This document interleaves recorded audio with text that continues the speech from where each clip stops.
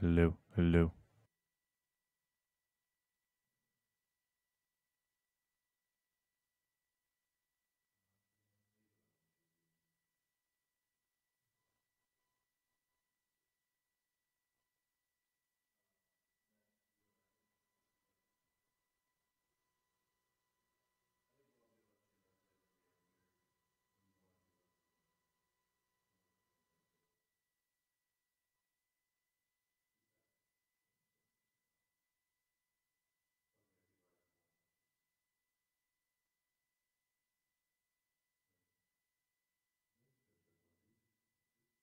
Testing 1 2 1 2 1 2. Yeah, what is up, diggity dogs? Commercials, Josh. Commercials. That's what's up.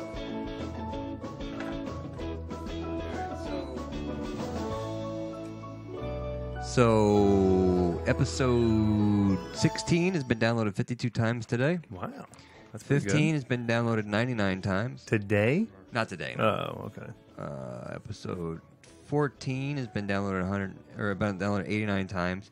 Episode 13, 198 downloads. 16 has been downloaded 52 times today. What? 198, almost 200 on that one episode. Let's see what the other Episode 2 or 7? one. 13. Oh, interesting. Yeah, episode 2 has a total of 252.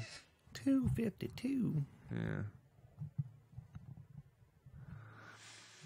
But we're on the right... Making progress. Mm-hmm.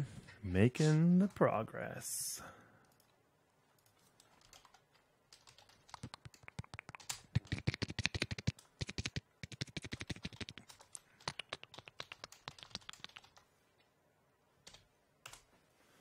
Yeah, Wu-Tang said he said the stream doesn't work for him always, Yeah, I bet. but he's like he said everything else. He doesn't think it's his internet because everything else streams fine. Well, it's not my fault. I don't know, but that's why I mean I don't know because like nobody else seems to be having a real problem with it. I don't know. Is that our audio going out? Is that playing music? La musica?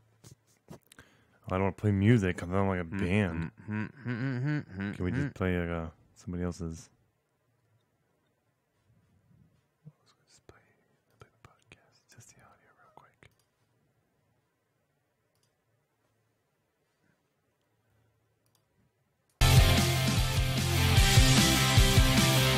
That's it. That's all I needed to test. Make sure it's working. And making sure we get audio. Making sure. Making sure. All right. I'm going to close iTunes. We don't use that while we're jamming out here, doing our thingy thing, Josh.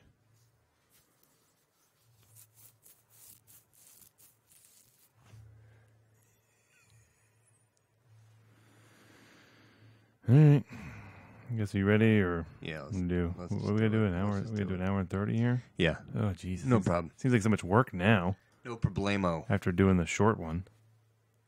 Yeah, but the short one, we didn't have a rhythm to it. It just kind of... We need to stack up some more interviews. Everything was short, and I didn't like it. Yeah.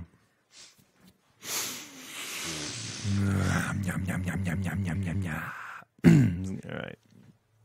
Let's see. I gotta get this stuff out of the way. Shit on the stick. Don't do that. Okay, we're gonna keep our chat. But I don't want it to blow up. Like if you adjust it, why would it just stay how you adjust it? Mm-hmm. Seems like it should make the most sense, right? And then we need this thing.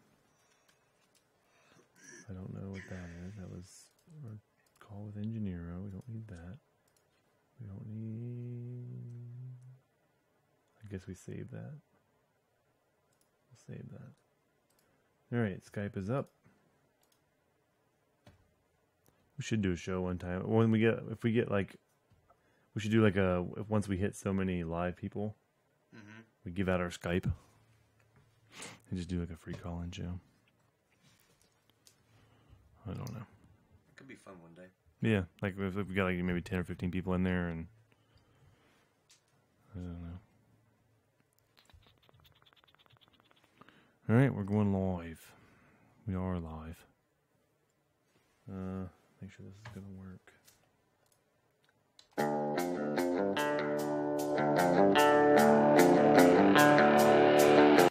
All right, that works. Jish. I planned on editing some of those videos today, and then it didn't happen. All right, ready? Mm-hmm. Here we go. Recording. Test us.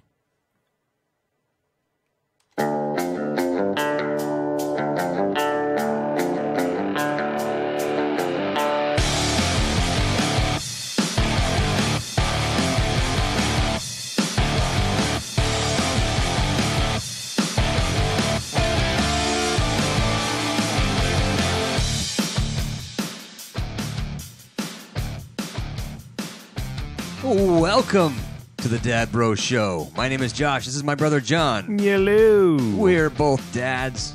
We're brothers. That's why you have the name Dad Bro Show. And you're listening to it for whatever reason. I don't know. If you're a new listener, welcome. If you've been listening for a while now, thank you. We're glad to have you back. And, well, let's get right into it, shall we? We shall. Good. Just stuck my finger in some kind of gross stuff on the desk. It's wigged me out a little bit. Yeah. Right before I spoke, like, blech. That was your side of the desk. It was my. It probably came. It was your came gross from stuff. Me. Yeah. My ick. Yeah, I hope we got some new listeners. Yeah.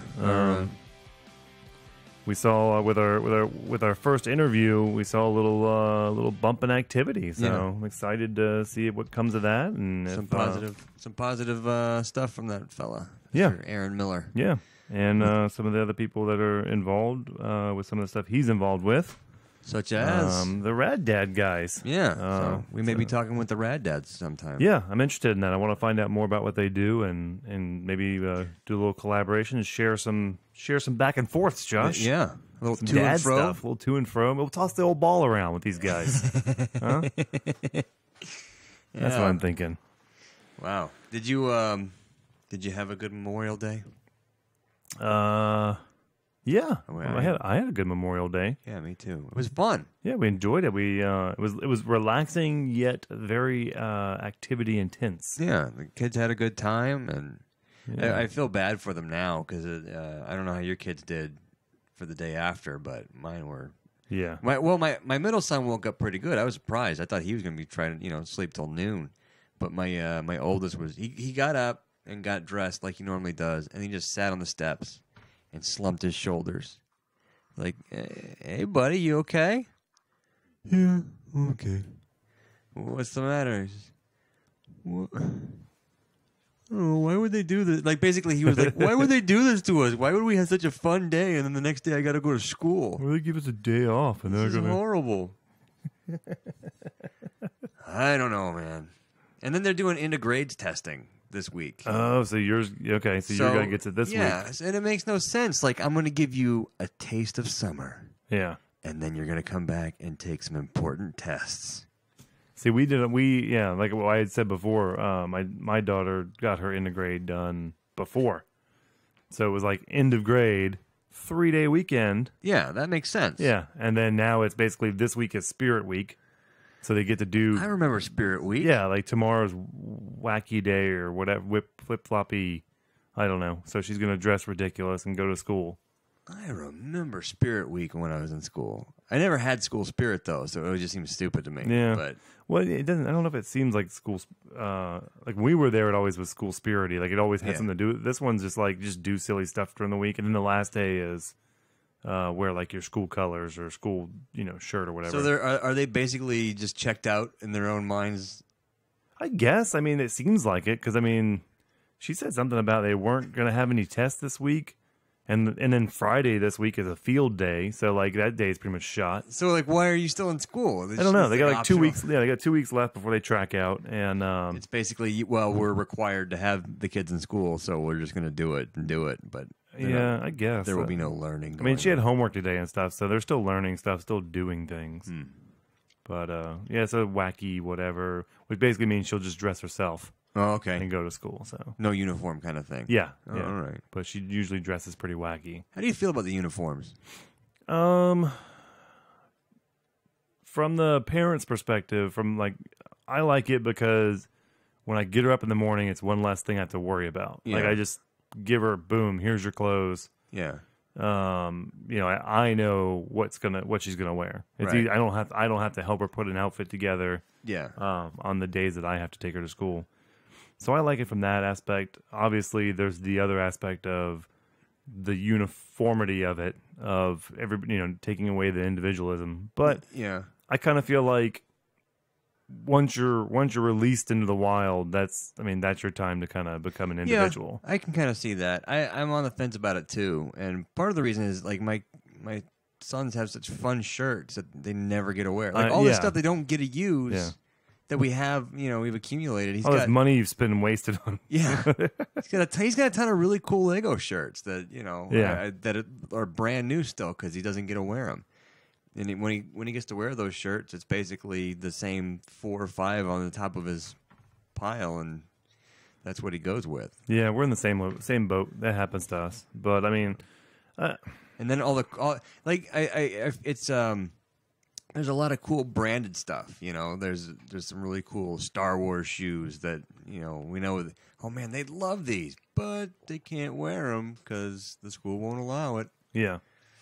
But I don't buy the whole thing of with the uniform will keep kids from feeling bad because some kids wear designer clothes and other kids don't have designer clothes. They can still tell, they can look. There's nice uniforms and not so nice uniforms, or there's hand-me-down uniforms, or they'll just come to where they just start rubbing the cloth between their fingers and going like, "Ugh, that feels rough." What is that? Was that polyester? Ew.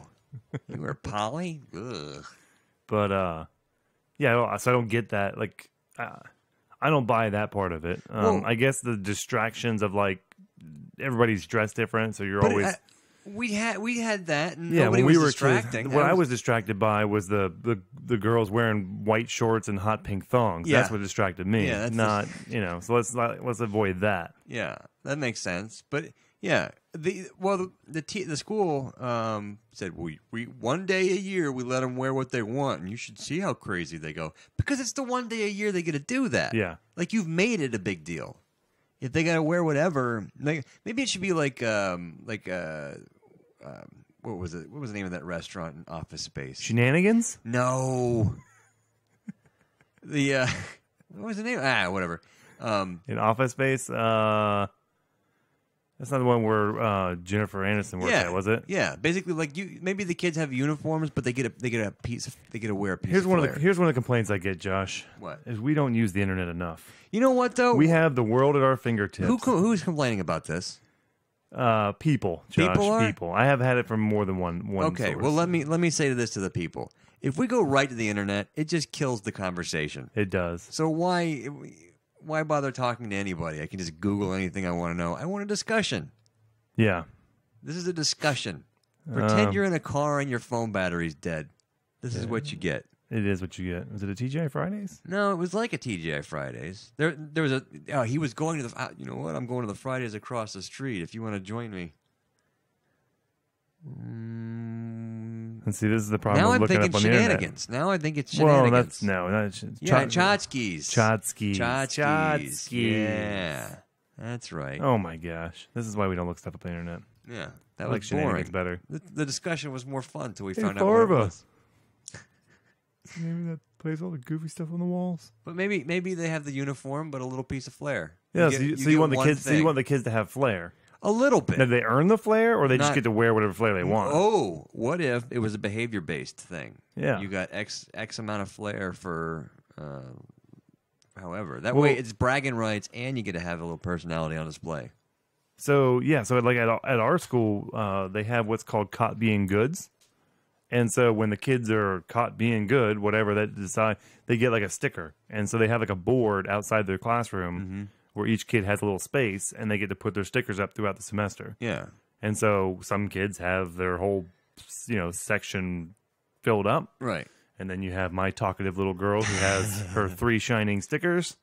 But I could see the same thing. You like little caught being goods could be like a Well, maybe the sticker translated to something usable, like a button or whatever you get to wear. Well, that's what I'm saying. Like and it could be a button. One that's like, I'm a good little boy, but one that like a Ninja Turtle button or whatever. But like you get a bucket of buttons to be able to pick. There from. you go. Okay. Yeah. The bucket of buttons. I'm gonna get the minion button.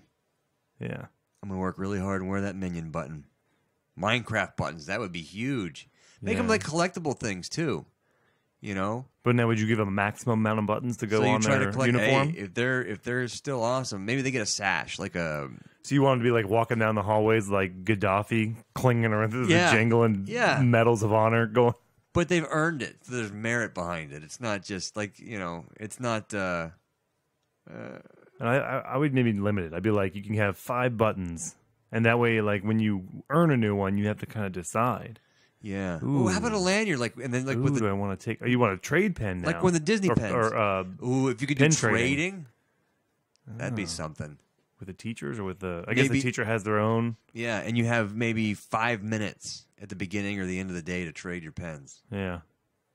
I think there's something to this. I think there's something to this. I'm going to pitch it.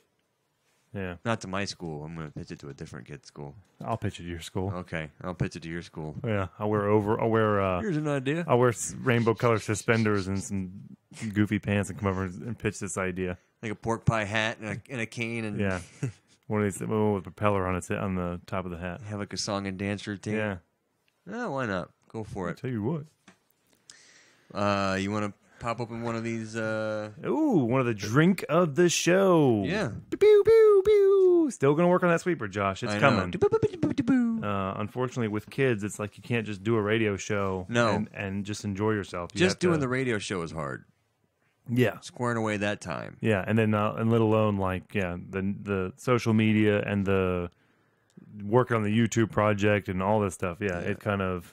It's like I kick the computer on, I open up the program, I open the file, and I'm done. I can't do anything else for a while now. Yeah. So we have this is from Aviator Brewing Company, which I'm really these guys are really good. They're out of Fuquay Varina, North Carolina. Fuquay, I think. Fuquay, not Fuquay. I don't know. I already said today that on our Instagram I'm not good at pronouncing stuff. Yeah. But so Aviator Brewery is a somewhat local for us. I really like this brewery actually. It's one of my favorites. Yeah, we had a nice little tour of the brewery and spent some time there. And the guy who runs it was very nice. So these are cans too. Apparently, a lot of beers are going to cans, which is it seems like a weird thing because it feels very backwards. But I've been told that cans are actually better than bottles now. Yeah, like it's good for the beer. Yeah, because it doesn't allow the light in, and it's more cost effective, I guess. And they weren't able to do it until they came out with the technology to sort of epoxy coat the inside of the can. Was the explanation I had. Yeah. So then in about 10 years, they're going to tell you the epoxy coating on the inside is toxic for you, and when it interacts with alcohol or hops or something. Yeah. So the reason I got this was because it's Aviator, but it's Saison d'Aviator, Aviator. I don't know, but it's the artwork on it's really pretty cool. It's like a Conan the Barbarian looking thing. So I'm like, oh, well, let's try that. Yeah, and you sent a picture out on Instagram, right? Yeah, and that's at Dad Bro Show. Yeah, so check it out there. That's that's why I bought it was the picture. But and these guys generally have good beer, but this one here's brewed with spices, and it is it's their seasonal Belgian style beer. Pilsner malt, mid-kilned malts, coriander, and sweet orange peel. It's like a farmhouse ale is what it says. The only person who's interested in this is Beerman Mark listening. Yeah, so. I know. Everybody else is like, shut up about the beer already. All right, just drink it. Jeez. Stop talking about your beer. Drink it and be funny now. Yeah. I'm on the fence about this one. Oh, let's see. The orange peel and coriander didn't sell you? Yeah. Ooh, creamy. It is very orange peely. Yeah, I don't like drinking orange peels. Maybe it's the coriander. I think would have a bit of a bitter flavor to it. Oh well. Usually use coriander on a turkey. I don't know. Coriander in turkey? I don't know Or does it go in a cake? I don't ever use coriander for anything. I don't remember. If I see coriander in a recipe, I just scratch it out. Yeah. With a penny. Just rub it so it's gone forever. You don't even know it was there. So just put pepper. Yeah, the page was torn. There's pepper now. Well, I went and bought it tonight at the grocery store, and the guy behind the counter was way too educated to be working behind the register at night in a grocery store. Oh, really? He's like he started talking to me, like we started talking about evolution and Darwin, and then he went into, I got cash back. And I got some cash back. He went into the Fed and monetary notes. No, but he did I apparently cleaned him out, the register. He didn't have a whole lot in there, so he's like counting out, 20s and 10s and 5s. Like, hey, man, I'm sorry. I didn't mean to clean you out like that. And he said, oh, don't worry about it. You're gonna be dropping Hamiltons like Aaron Burr. History jokes? You're making history jokes, and you're like, how old is he?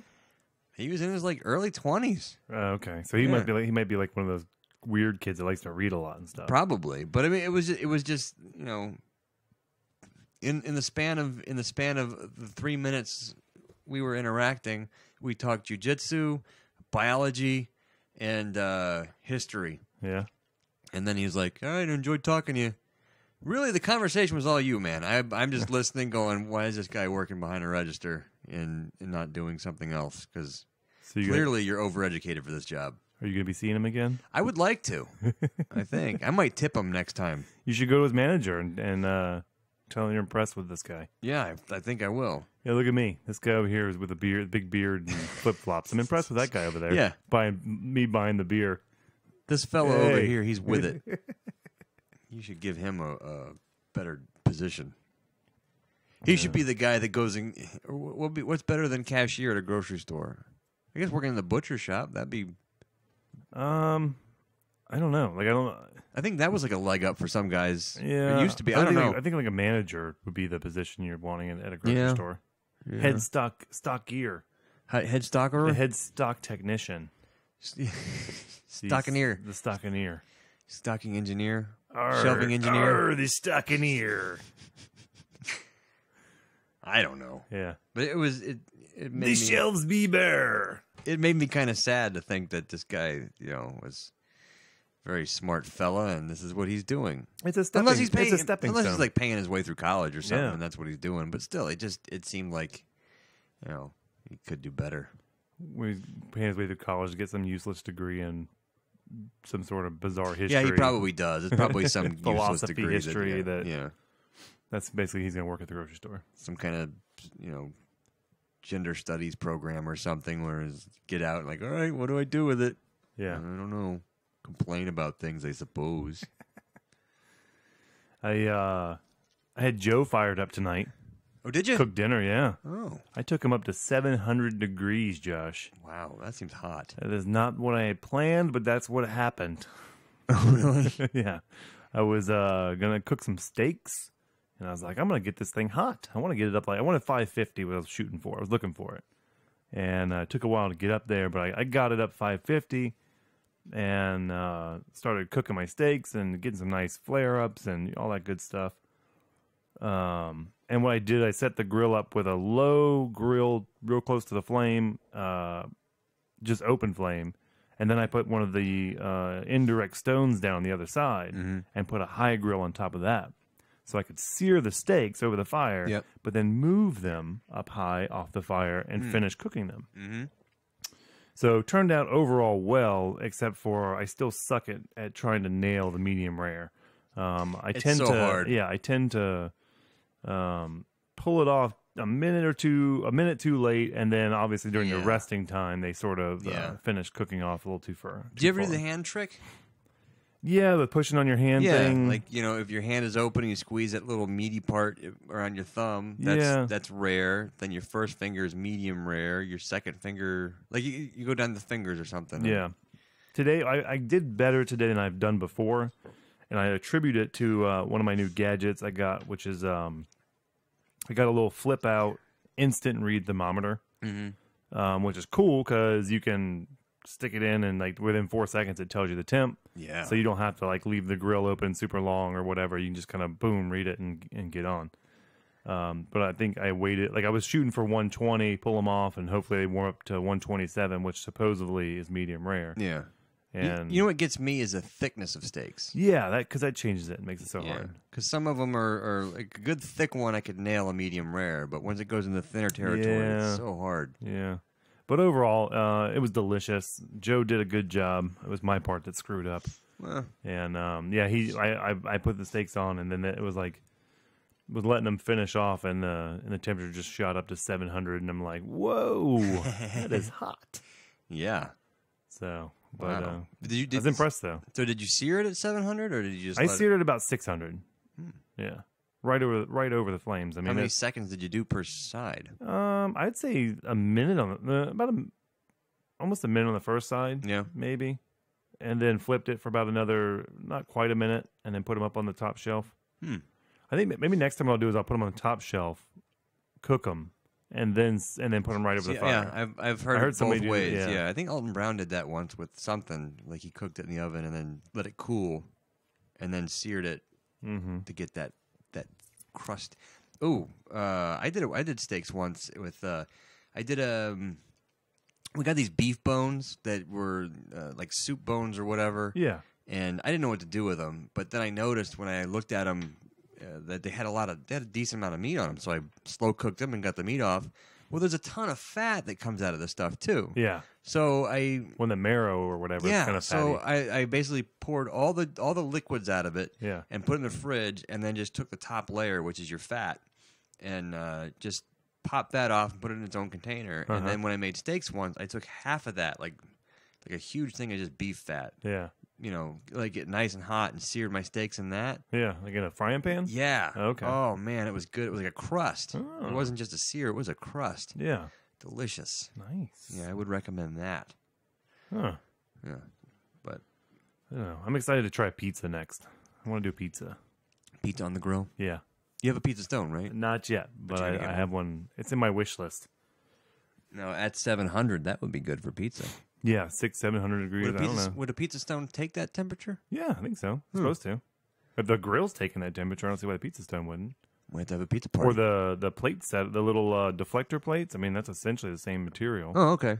And I had that right over top of the flame. We'll have a Komodo Joe pizza party sometime then. That was one of the reasons I got the thing, was because I thought for the kids it'd be fun to do pizza nights. Oh yeah. And like I'll make out the little pizza like personal pans, and then just let them decorate and do their own pizzas. That's what I thought. That's what I thought, Josh. That's what I thought. So there. Yeah, take that. I thought that. Put that in your Komodo Joe and smoke it. Man, there's I have to get a chair that's less squeaky. You don't like that chair? It's too squeaky. I mean, it's comfy and all, but just it don't move loud. it and it won't squeak. I can't help but move. I'm a fidgeter, don't Josh. Be fidgety. I'm a fidgeter. I'm fidgety too, but I'm fidgety with things in my hands. Yeah. I hate that because I watch back some of the, or especially while we're doing it, yeah. There's like a 30-second delay or something. I'll fiddle with something, I'll put it down, I'll look over, and I'll just see myself fiddling with the thing. Yeah. Like, what are you doing? I don't know why we have rings of Velcro on here, because I'm always tempted to grab them and be like, ooh, and play with them. But I know they're so loud, so I don't touch them. We just had them laying now all I over the want desk. to do it. Yeah, we got to clean. I don't know. I got to clean this room up. Yeah. So much stuff to play with in here. There's a lot of stuff laying around. We got corks from old got shows. Empty bottles. I have like alcohol boxes over here, and yeah, I've got just stuff everywhere. I got to clean this up and organize this a little better. You want to do Father's Day? Josh, I thought you never asked. Okay. Maybe if I was a little more prepared. The Dad Bros official countdown to Father's Day. We're at 23 days now. Get back. 23 days. 3 days. Can you believe it? That's a little over 3 weeks. And I just recently found out I may not even be here for Father's Day. What? Our grandparents are having their, I don't know, millionth birthay. 80th, oh, wait, 80th. that's right. Yeah, I know about that. And they put it on Father's Day Sunday. Did they really? Yes. 21st, I think, is Father's Day, right? Yeah. So I was thinking about going down there and doing an appearance and taking my youngest child with me for her first plane ride. Ooh. And I was thinking about doing that and leaving the wife and the old yappy one here.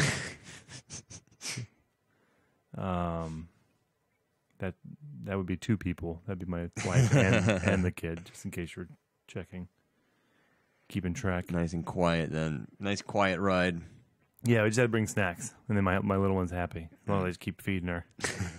She eats everything. But so yeah, I don't know how that's going to work for Father's Day. Oh, I guess it's. Might ruin my plans. Yeah. Well, you don't have to get the eye thermometer or whatever. Yeah. What is it again? The eye grill. Eye grill. The eye grill. The eye grill. I feel like we should contact them and see if we can get one for us to give out to a listener. Or Give something. out? Just keep it and say. Yeah, we're gonna give it away. We're talking to people. We're talking about it a lot. Could you just give us one to give away? Yeah, we're going to give it to one of the lucky listeners in the chat room. And Dad Bro Show is in the chat room right now. Good job. Welcome.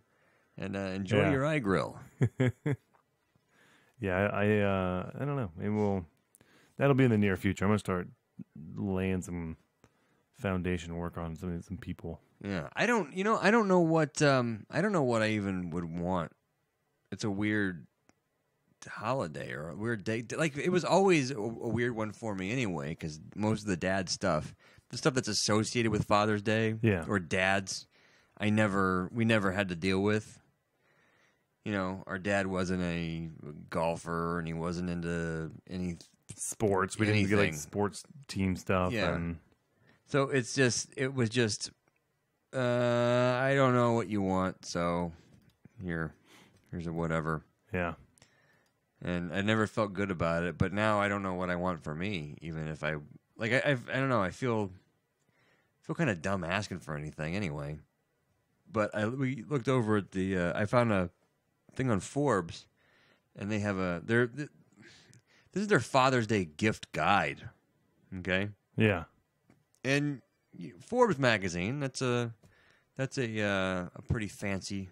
I might even say schmancy. Ooh, schmancy. Group of people over at Forbes. I would think so. They got the top 400 or 500 people. Yeah. So you figure they put together a nice little list of stuff that you might be thinking about getting your dad for Father's Day. Yeah.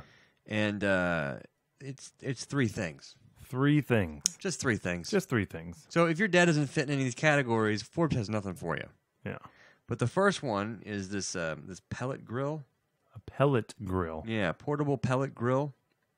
Rectech Mini portable pellet grill. What does one of these things cost? I don't know. It's a lot, probably. This thing's weak. It only goes to 550 degrees. Well, I was going to say, like, you know, the Joe is probably the better way to go. I'd rather have. The only thing cool about this is it's got inline skate wheels on it. Yeah, but it like I was thinking, like, it kind of looks cheap. It does. It looks flimsy. Well, it's got these like bullhorn handles. Yeah, I don't know. But then you got to feed it pellets to burn, and then you still have to plug it in. So it's essentially an electric grill that burns wood. I don't even know if it cook. Like, does it heat or is it just smoke? I don't know. I would assume it cooks too, but if I got this for Father's Day, I'd kick it right over into that pool that's sitting right next to it. What is this? Yeah. This is what you think of me? It's got a bucket hanging up the side. For your peanuts. Oh, peanuts. Okay. Well, it's making sense now. So that was kind of a fail. We scroll down. They recommend a bicycle. Oh, Dad would love a bicycle. Yep. Now, I like how they introduce us to whether Dad already likes to ride or you think he needs to get more exercise. Or he's got a dad bod. Yeah. They go, wait a minute now. You're fat, so I got you a bike. Yeah. Happy Father's Day. I was thinking about Maybe if you're lucky, you get a grill and a bike. Like, oh, great, a bike. And it's not a good-looking bike either. No, that looks like a painful bike. Yeah, a giant giant Revolt bicycle. Seats. Comes in 3 versions. And it doesn't say it's basically $1,000, $1,500, $2,775 for a bicycle, which that seems high to me. Yeah, unless it has a motor on it. Yeah, but I mean, if your dad's a serious cyclist, I'm sure there's much more he'd be into. And then here's this one I could go with. Yeah, Glenmorangie. Is that how you say it? Morange? Glenmorange? Glenmorangie? I don't know. Angie? But this is a whiskey. It looks nice. Yeah, Scotch whiskey. I could do that. And that's it. That's all they got for Ginger, you. Oh, wait a minute. cinnamon, molasses. Hold on now. Oh, Josh, did you miss this where it says... I think I missed that. Page 1 I did. and page 3. Yes. 2 to 3. Do you know why I missed that? Because getting to this page was such a pain to me with all the pop-ups and things that Forbes magazine throws at you. Ooh, a Swiss action watch. What is that? I don't know, but I kind of want one now. It's not an Apple Watch. No, does it have like knives and tweezers and stuff pop out of it? That would be funny. $600 is what it is. What? Not mechanical. Not mechanical? What does that mean? Digital? No, it runs off of quartz. Like it doesn't have the weight that spins around and mechanically winds itself. I like mechanical watches. Oh, okay.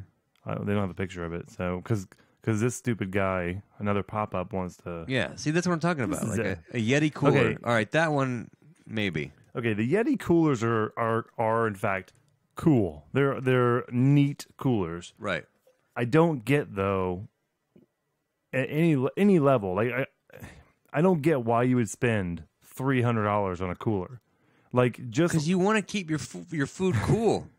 Like if you like the basic one, like you want one that's actually reasonable enough for you to put some stuff in, carry around, whether you're gonna go tailgating, whatever. Like it's the standard size cooler, and it's almost $300. But it keeps it cool, and you can lock it so bears don't get in it. Yes, you don't want bears to get your food. No, I don't know. The last time I was hanging out with a bunch of bears. Oh no, boo boo! Keeps the bears out, Josh. They got a Yeti cooler. We can't get in. Last time I was out hanging out with all my friends, and the bears came around. Usually we only needed to keep cool for a few hours. Hey, fellas, you got something to drink? No, bears, get out of here. You silly bears. Bears are like, oh boy, right. I'm pretty thirsty, guys. Sure could go for a cold one. Yeah. Hey, are those Rocky Mountains blue? Those mountains are blue. That must be a cold beverage. Guys drinking Zimas?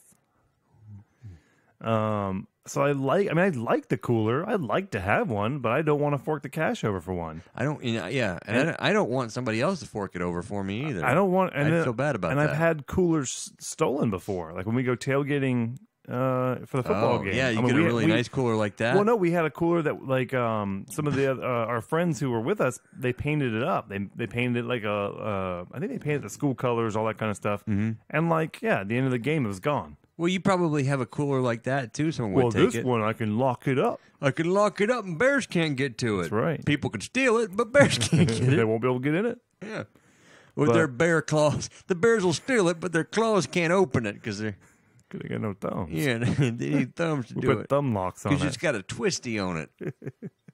You can't twist without a thumb. So like, I like it. I've seen people drive around, they have Yeti stickers on the back of their trucks and stuff. Yeah. I'm like, is that like that's where we're going now? You're repping for cooler companies? It's really pretty simple when you think about it. I mean, you're repping for overpriced cool, like this right here. If there was a Wall Street Occupy movement against coolers, Josh, this right here would be the 1%. Yeah. The Coleman and the 1% of cool. I don't even think Coleman touches this. No, I'm saying that's what I'm saying. Like Coleman would be out on the streets. Yeah, the Colemans and the Igloos would be out there with their MacBooks and then the drum circles, the flimsy styrofoam coolers that break apart, and you get little styrofoam balls all over the place because it was all those coolers. Does it keep it hot too? I don't think so. I just think it keeps it cool, and I think they're known for keeping it cool for like. I think a full week or something. Really? Like it's a really long. Why would you need it to stay cool that long? Well, Josh, if you were going to go out into the wilderness and you were going to go out and you had your cooler and your tent, and why am I going out in the wilderness that long? Well, that's why you need a bear-proof cooler. I guess so. Heavy-duty T-Rex latches are built flush rather than protruding. Good. I don't like protruding latches. Well, now also. Have you ever seen the Coolster? That one that's like it's on Kickstarter. Yeah, the one's got the blender and the radio and all that stuff. Like that's the cooler that I would spend $300 on. Yeah, how about that, Forbes? Where I can charge my phone off of it and then it floats, mix drinks and do all kinds of fun stuff. You can load all your stuff up on it. This just keeps it cold for a week. And the Yeti company came out with koozies now. They have like these big. Now, if the koozie could keep your beer cold for a week, that'd be something. Yeah, but it's like $60 for a $60 for a koozie? I think so. You got to be kidding me. That's what I might actually have to use the internet for. But it's like a big, I don't know what you call it, one of those like thermos looking style deals, but it's like a big metal one. And it's really fat and that'd be kind of cumbersome to deal with. I don't know, but and so they're trying to expand their line, but it's like you guys just do high end coolers, and you're just now trying to figure out something. I'm gonna call BS on that. On beer koozies. I can't remember what they call it. Cooler. Cooler. No, that would be their actual coolers, I think. Was koozie. I don't know the cooler. What are more coolers? Coolers. There's a water boy. Bobby Boucher. Well, Josh, I thought I'd bring this up, but I tell you what, the internet doesn't work with us. Yeah. Maybe that's what it is. Koozie. How do you spell koozie? I don't even know how you spell koozie. There you go. K with a K. Okay, so yeah, right there, 67. Oh, that's on eBay. That's not even a koozie. Cabela's, $30 for. I don't even think the Rambler. Okay, so $30 for this thing. And then they have other stuff too, like I think a coffee mug deal. Right. There's anyways, way too much on Yeti. All right, stuff, so but, the Yeti, yeah, okay, so the Yeti is on the Forbes list. What else? Which would be good if I got one for Father's Day. I would be happy about it. Next is Smith Chroma Pop sunglasses. Let's pass on that. Yeah, they're not Those very. are like granddad sunglasses. Yeah. No. A little hot tub. Josh, page 3. A hot tub. What is a spa? We missed the spa. I just Little clicked. hot tub. That's all right. Oh. Just go. This bed's dying anyway. Let's just hurry up to the end of it quickly. Well, I would say the spa. Well, I was kind of hoping it was only 3 things that we could just make our own list and get right to it. But now we got to scroll through the whole daggone thing. And all right, well, here you go. This goes with your bike, Josh. It's a biker's multi-tool. What? It says, Dad rides a mountain bike or road bike, is a farmer market cruiser or passionate triathlete. Basically, he needs a multi-tool for his bike that you got him. He doesn't even ride. What about that Swiss Army watch knife thing you got him? Now, this is something I'm interested in. I've got one of these. Okay, so this is called the backyard barbecue up. Well, it's not a backyard barbecue. It's a backyard barbecue upgrade. Yeah. It's a big salt rock or whatever. It's a Himalayan salt block that you put on your grill and cook on it. You can cook it in your oven. You can do all kinds of stuff with it. And explain to me, what does that do? Basically, the salt heats up to whatever temperature. It takes a long time for it to heat up first. Mm-hmm. But once it does, you cook the stuff right on the salt block. Uh-huh. Okay? And then it supposedly puts just the right amount of salt on the meat and everything. Really? And then because it's made of salt, it's antibacterial, antimicrobial. So it's all you have to do is just clean it off a little bit, and it's good to go for the next round. Or you can leave it cold and serve stuff on it. Sashimi on it? Sashimi would be good. Ooh. But here's the couple problems I've had with it. Yeah. It makes everything salty? No. One, it's salt, so it can break. Yeah. You drop it and you're done. That's it. Yeah. And so we had a corner break off of it. And it's no. And 2, when it comes to cleaning it, it's not exactly the easiest clean in the world. You know, I cooked some steaks on it, and then, you know, the whatever steak juices on there were seared on there pretty good. So I've got it underwater, and I'm just trying to get that off. You don't want to scrub it with like an SOS pad. No. Flavor-wise, it'll... Right, and I'm trying to get it clean, and it's just not coming clean. And there's like little cracks in the salt, so the juices are dripping into that. Oh. So it's a very neat idea. Yeah. But I don't think it's as I don't think I don't think the flavors got imparted very well either. So I think it was kind of not a waste, but it wasn't as cool as I thought it would be. Yeah. Because I was expecting to get like a nice, not salty steak out of it, but like one that you just makes the flavors pop, and I didn't get that. Yeah. Then you get the wine lover's gift here, Josh. It's the last one. It's a box. It's a box with some wine and 2 glasses. I would say the Forbes people don't know dads very well. No. I didn't see one shotgun on here. I didn't see one hot rod. Well, what would you want? Like, what would you recommend for a dad that... I mean, it kind of comes down to what does a dad do? If he's a fisherman or if he's a... Just know what your dad's into, basically. Yeah, I mean, that's the thing is, know what your dad's into. Like, okay, like 3 things that all dads would apply to all dads. Food. Yeah. I don't know what you would describe. Silence. Silence. Like some time to yourself. Quiet time. You know. Hey, why don't you... Hey, I'll watch the kids. Why don't you take the afternoon and go, go fish, go golf, go whatever you're gonna do. Whatever you want to do. Go sit on the back porch and smoke a cigar. Really? I get to do that. Yeah. I'm gonna go. Yeah. My foot's out the door. You're serious? I feel weird about this. You hear like the footsteps from the door slam. You get in the car, and about 5 minutes later, you get a text message, or the phone's already ringing. How long are you gonna be? What? I knew there was a catch. So I figure, food, peacetime, and maybe the missus could toss around a little emotional healing. Okay. I kind of like to think of a guy as like a fire, Josh. Yeah. You've heard of the fire triangle, right? Fire triangle? You need fuel, air, and heat? I think heat, like a spark, right? Is it heat? Spark. That makes sense. Yeah, so you need fuel, heat, and like a spark. Yeah. Air, fuel. I used to know this, Josh. Yeah. You forgot what he was? I don't know. But I like to think of a guy as kind of it has his own little fire triangle. And food's on one side. Emotional relations is on the other. Yeah. Not the talking kind. Yeah.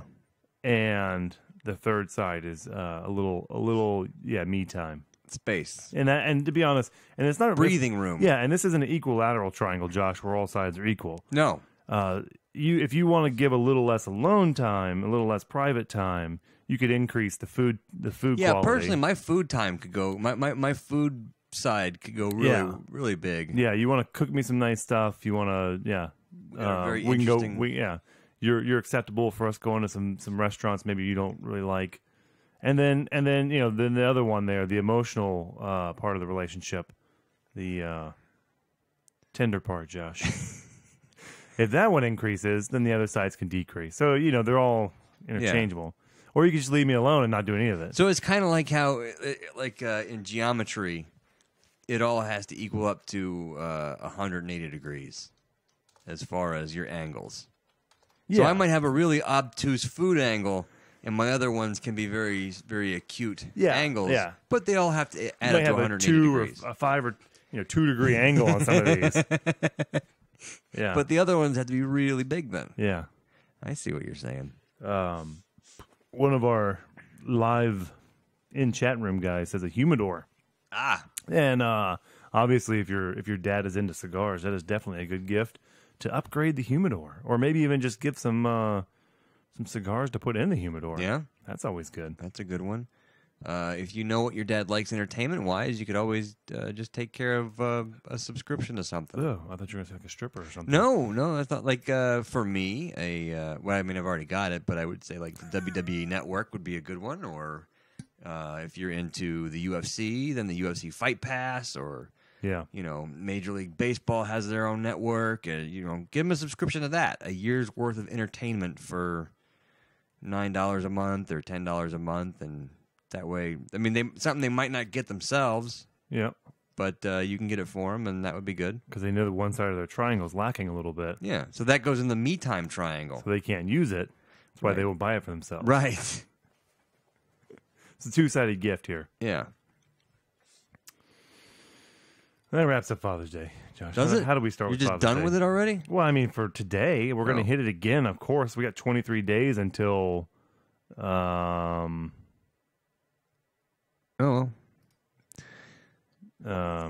We got 23 days to go. 23 days until... To think about it, talk about it, figure out what we want to do. Yeah. All right. You want to take a break? Yeah, I guess so. Let's do that.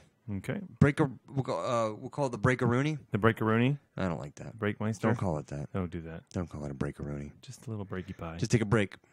All right, Josh. Here's your break. Oh, wait a minute. Here's your break.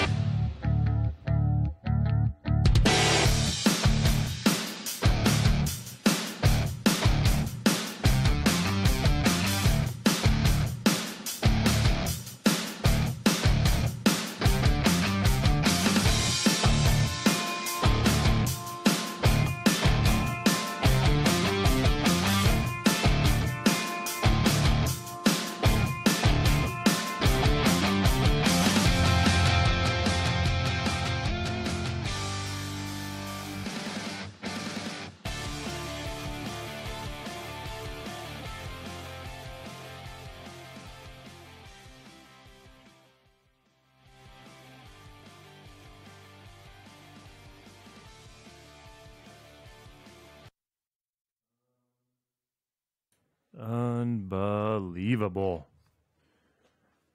The, man, our stupid recording software looks like it had a malfunction. Yeah, we didn't get some of the recording here. We'll listen back and see if we got any of it. Say dead space. Amazing. How does that happen? I don't understand how you just go... Like, I saw that record from the get-go, from the beginning. And it's like as soon as I go jump onto a different screen, it just disappears. I don't even know how far we are into the show now. 40. We are? 47 minutes. I really wonder, like, if it's computer-wise, if it's just not, this computer's not strong enough. I tell you what, it'll just take one time of like that not working and something like this. We've lost 45 minutes of freaking content. Yeah. Well, I mean, if nothing else, maybe we could always go back to the Twitch stream too. Yeah, I guess you might be able to pull it off of there. It'll be maybe crappy audio, but wonderful. Well, I guess I'll save this, even though it's nothing. Well, the backup looks good, so. Good. Luckily, we run a backup, because we're a professional show. Mm-hmm. Professionals. Although Rock said, no, backup. That old gag?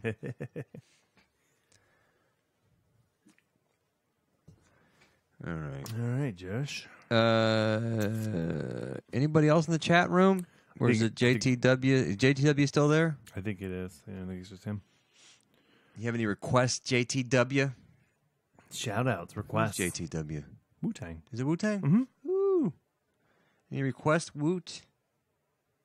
Woody Woot? Ding, ding, Oh, ding. look at that. He just got smacked up in the face. You did? I don't know, this dude. Yeah, some football player punched another one.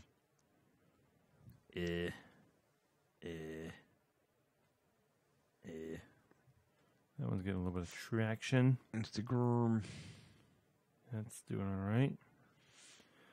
So far, Instagram's working out pretty good for us. The Bearded Dark Knight. Yeah, I don't think I got too many likes on that video. I did get a few likes on it. A steak video. I posted a steak video. Did you see that? No, I did not. Oh, that was one of my steaks out here. You can, if you can. Got it. Okay. Ooh. More kid. He likes the kid stories. He likes Really? hearing about the kid stuff. Yeah, I think he likes relating to the kids. Oh, do you? Yeah, I think That's what he finds entertaining is being able to, wow, 82 followers. Kid stories, huh? I'd like to be able to relate to the kids. All right. Which, I mean, I can't, every day can't be a kid story, but unfortunately. But we can do what we can. Rex Plumbing. Oh, I see. That was his favorite episode. Oh, really? Yeah. That's what he said. That was a good one. He liked That was one where when we left, I was like, oh, man, this one he liked all the potty humor. The potty. I'm excited about this one. Yeah.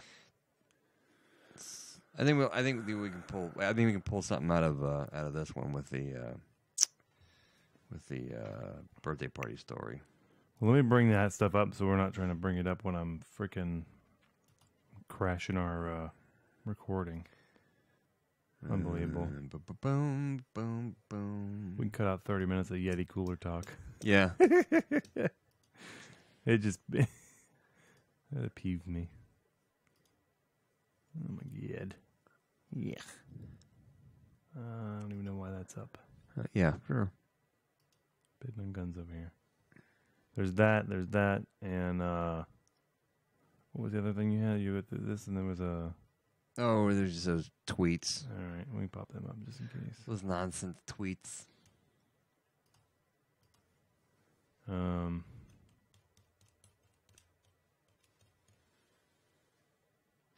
I had one thing to talk about about Julianne, but I kind of need some time I got to write down some. It's about her using big words, and not pronouncing them correctly, Like Mike Tyson. Yeah, kind of. But I got to write down. I got to keep track of how many, like the ones she's using, and how many, to make that worthwhile, worth doing. Okay. You see, JT Dubs, it takes a little more than just... when I look back, though, like at the Opie and Anthony's and the other shows, we always were like, oh, man, the great bits, but we don't really remember, it was okay. Yeah. But we don't hold it against them either. Yeah. So it's kind of hard as the host of the show to keep that in mind, that even though a show might not be a home run, it's still... people will enjoy the little parts of it, and it's more like, you know what, I hung out with those guys today. They weren't as much fun as they usually are, but, yeah, it was still a good time. Yeah. I don't know. Well, I also look at it as there's something for everybody. Yeah. Not everybody's going to, You're always going to like what you hear. Yeah. All right. I feel like we should have been recording this whole thing now.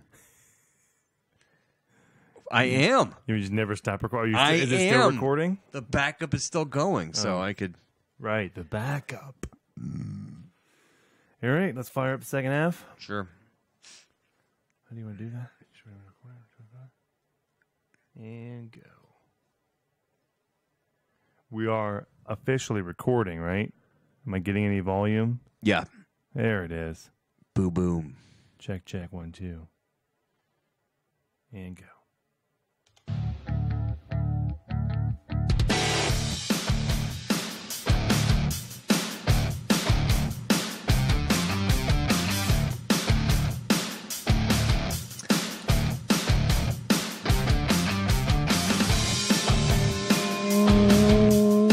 Welcome back to the Dad Bro Show. We had a little break there, kind of regrouped. And I think we're back for more Yeti cooler talk, More I Yeti hope. cooler talk. Try to come up with other ways Part you can two. use a Yeti. We're going to do part 2. Yeah. Well, we figured, it wouldn't just keep bears out. It probably also keeps out the raccoons and squirrels. If you have a lot of nut butters, squirrels want to get to your nut butters. So put it in the Yeti cooler, and it will keep those critters from getting your nut butter. Oh, Josh is just joshing you guys. We're not going to talk about Yeti coolers anymore. That's what I do. No. Go on to Igloos. Or what are they? I don't know what the other brand was, but Coleman? Called Rubbermaid? Rubbermaid? Does Rubbermaid? No. Let's Google that. Use the internet. We should use the internet more. I'm not using it anymore because it crashes our recording software. Yeah. And then we lose a section of but not the section you guys hope we lost. Uh-huh. We have that. Oh, Josh. Yeah. So let's get into some more fathery stuff then. All right. I found this story kind of weird, and because we recently had a birthday party for my boy, but this guy apparently spent $39,000 on a birthday party for his child. So you might be going, oh, that's a lot of money for a Sweet 16 party or a quinceañera. Oh no, it's not. It's not that much money. It's not $69,000 for a teenager's birthday party. It's a 3-year-old girl. A 3-year-old. A 3-year-old daughter. The guy spent $39,000 on a 3-year-old. On a 3-year-old. Now, I question whether or not it's even worth throwing a birthday party for a 3-year-old, let alone spending that kind of money. I have a 3-year-old, and we actually were talking birthday parties today, although she already had her birthday party for being 3. Yeah. I don't remember what we did for her 3-year-old. I think it was like a family thing. It was one of the real low-key deals. But my problem with this is what do you do from there? What's 4-year-old, 5-year-old? I mean, what is 12 going to be like if 39,000 is your 3-year-old? Yeah. Yeah, that's not even like 3 is not really a milestone party. It's kind of the last one that they're probably not going to really remember and don't really have real friends to invite anyway. So all you're doing is just you're throwing money away. You're throwing money away. Maybe you'll get some photos, but other than that, it's not a memory that you're building for them. You're building a memory maybe for you, but you could take that money and go on a nice vacation, or you could go. You could have a famous artist paint a painting of your child for that much money. Yeah, and have that forever. You could hire a nanny for an entire year. Yes, for that money. You could have somebody watch your kid for you. So what do they spend this money on? It doesn't make any sense. Where did it all go? Well, I noticed it said in the one part here, I know where they didn't spend the money, which was the venue. Mm-hmm. In the venue, it said, where's it at? He wasted time, wasted money. This is people's opinions. Was it a Chotchki's? No, it was a Chotchki's. I think Disney themed. Okay. Yeah, Disney themed. You could have gone to Disney. Right here. The lavish event, which was held at a reception venue owned by Limbo. Limbo is the dad, Eric Limbo. So he owned the venue. Uh-huh. So $39,000 didn't go to the venue. I know that much. Mm-hmm. There's some pretty big balloons in the background there. Yeah, those are probably what, $10, $15 balloons? Maybe. He's wearing a leather jacket. I don't know. What was it, his idea or was it her idea? Well, you know, it probably wasn't his idea. He's just having to defend it. His wife, Eric Lembo and Trang. Oh God, this is a name. Like, I've seen this last name a lot, but I don't know how to pronounce it. N-G-U. I think the N is silent, right? Y-E-N. Guyan? I don't know. Is that Filipino? Do you pronounce it? Yeah, I think it requires some of those back of the throat noises.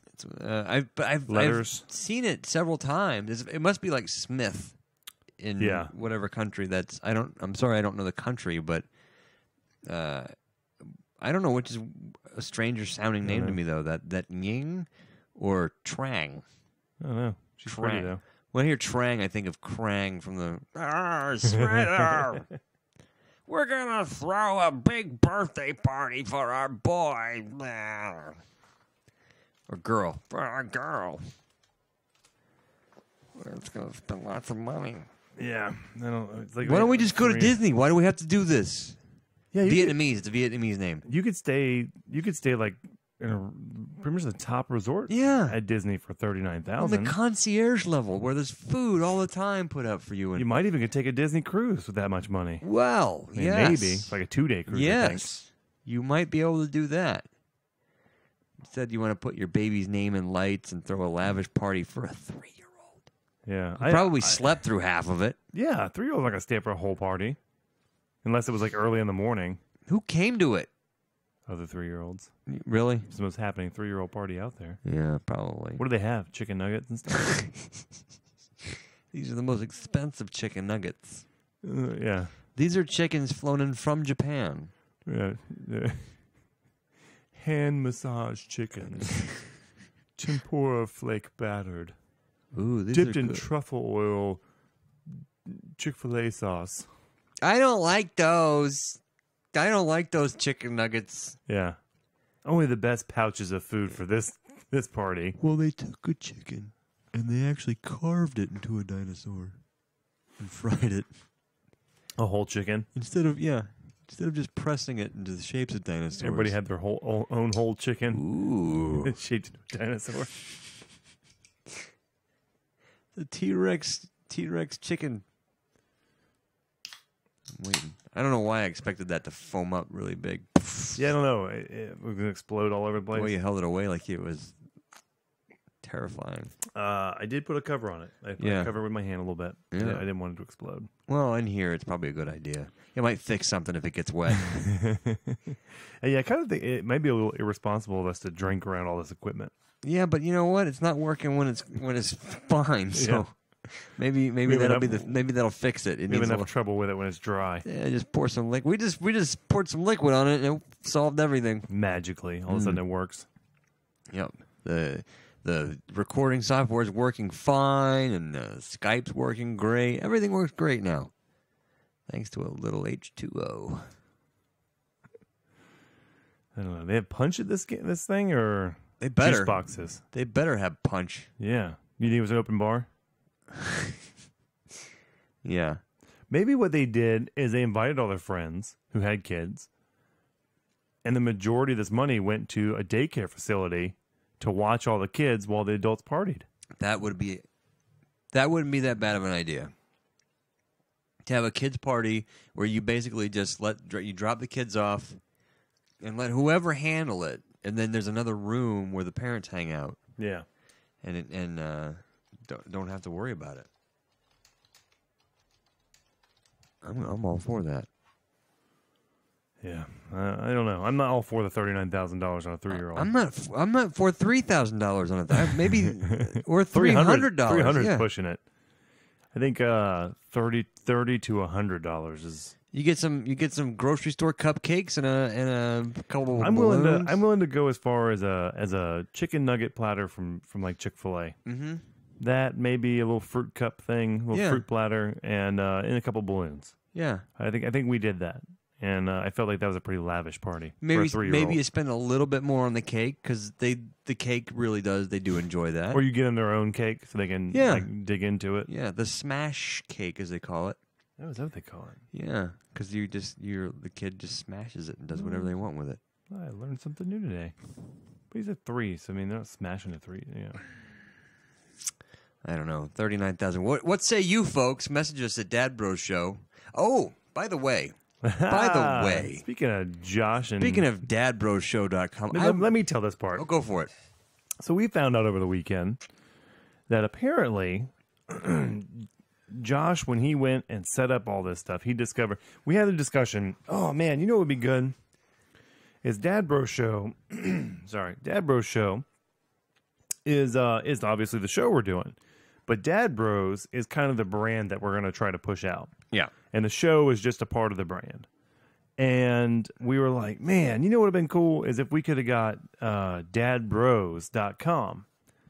And, you know, we were talking about it, and then Josh We was got to like... see what dadbros.com is. Let's see what that is. Yeah, well, Josh was talking. He's like, yeah, well, I tried to get it. I looked it up recently, and it was unavailable. Like, it wasn't... Well, is that what I said? Yeah, you said it wasn't available. And so I pull my phone out and I plug in dadbros.com, and it takes it to our website, dadbroshow.com.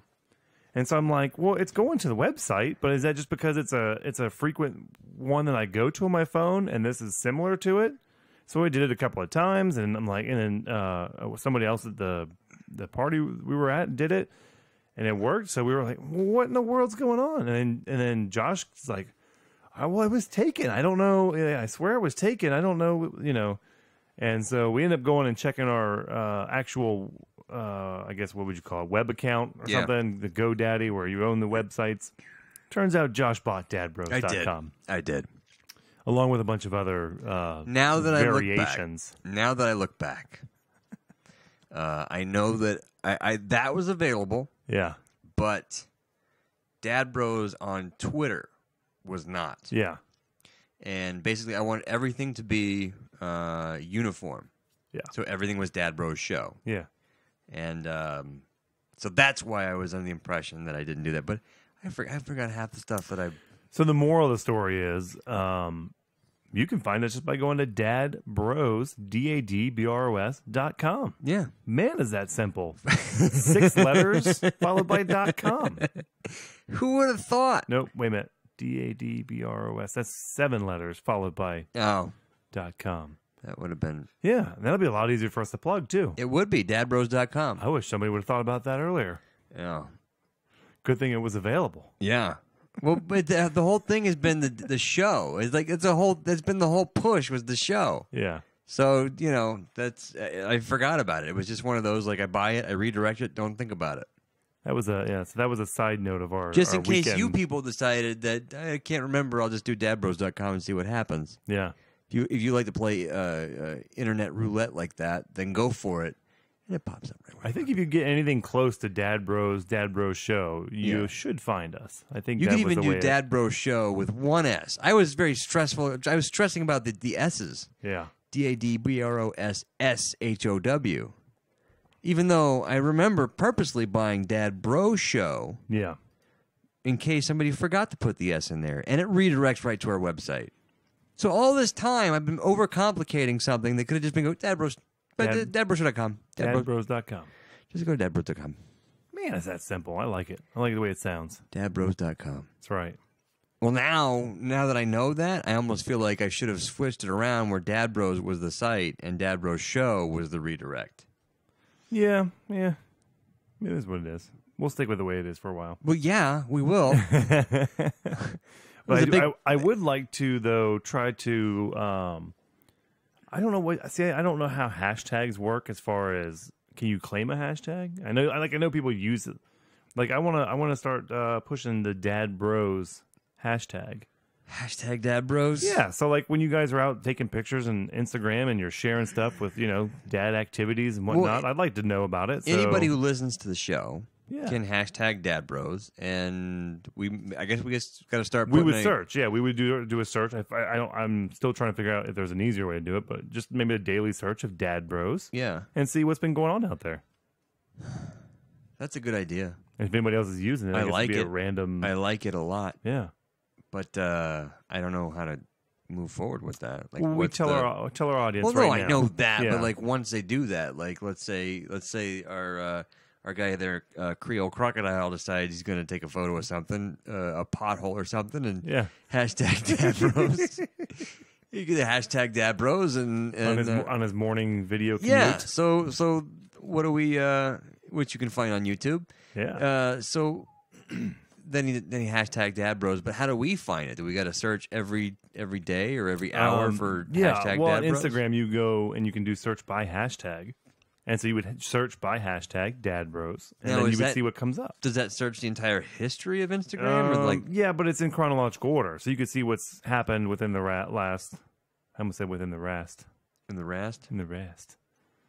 But...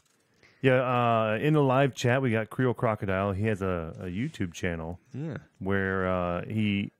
I guess, would you say documents? I'm assuming his morning commute. I watched several of them. And it seems like he's I don't know if he's got a boring commute or something like that. But so he decided to kind of entertain both himself, I think, and Whoever the wants- masses. yeah, whoever whoever- wants to watch and listen to some of his stories that he has, which are pretty interesting. And he seems like a kind of a cool character there to check in on and probably crack up on some. On Hey, watching some of those. we've got some Dad Bros hashtags that aren't stuff we've posted. Oh, see, I don't know if those are. Well, that's what I'm saying, and that was my thing about the hashtags. I don't know if somebody else uses them or like you can't. I mean, obviously, I think it's one of those things that you just start using it and start pushing it out there that people will like. You kind of become taking it over. So, Weird. Yeah. I don't know how that works, but Yeah, but there's so few. Like I'm recognizing almost all of these photos except for way back, and like this one is from. So maybe people are already doing it. No, these aren't. Nobody's related. No, Okay, this was before we started doing it. You know what? Our listeners will take it over. That's the thing. Yeah, hijack it. Hijack it. Hashtag Dad Bros is now ours. Claim it from whence it came. Somebody with a. Is that right? These people are right up our alley, though. You know what? I'm gonna like this photo from way back. I'm gonna like it. Comment on it. You're using our hashtag.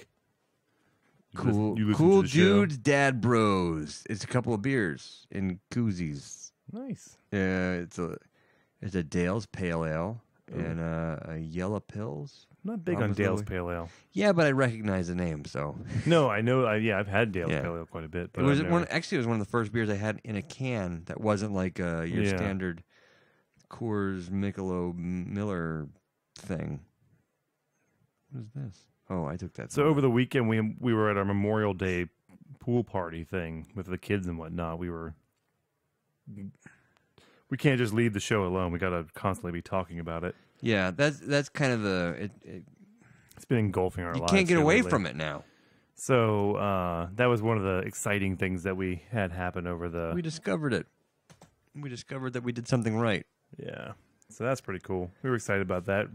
Excited to share it with you guys. To dadbros.com. Doesn't get save yourself some steps. Now we can make like a commercial or something with that. Sweepers. I don't know. I'm all about producing stuff, Josh. Yeah, producing jingles and you want jingles crap. and. I don't know.